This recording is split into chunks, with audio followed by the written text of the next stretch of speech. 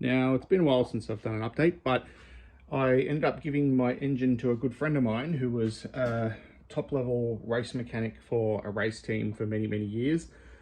He wishes to remain anonymous because, yeah, just wants to. He did the rebuild for me because I'd much rather him do it than me because he is a professional and one of the best mechanics on the planet. So, engine's all nicely rebuilt.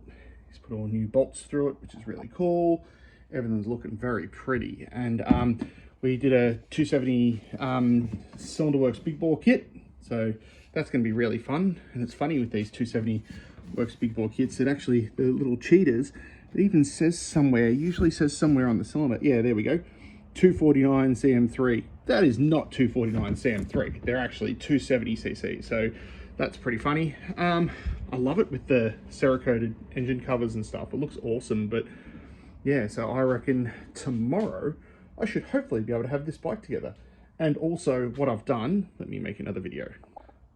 I've always said I'm a big fan of genuine radiators, so I managed to find a pair of genuine CRF radiators in the States. They were a little twisty, but I gave them to my good friends at Northern Suburbs Radiators in Epping. They gave them a nice tweak back into shape for me. They're nice and good, and they look after you. It doesn't really cost much at all. So I've got all new rubber dampers to put in because they give them a little coat of silver paint when it's done because they do a bit of heating up and whatnot.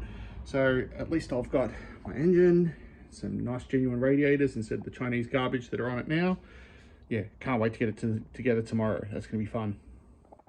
I also want to show off my new workbench. It's not new, but it is big, and I've got a new overhead light, and it's nice and roomy, and it's still a work in progress, but yeah, it's going to make life a lot easier.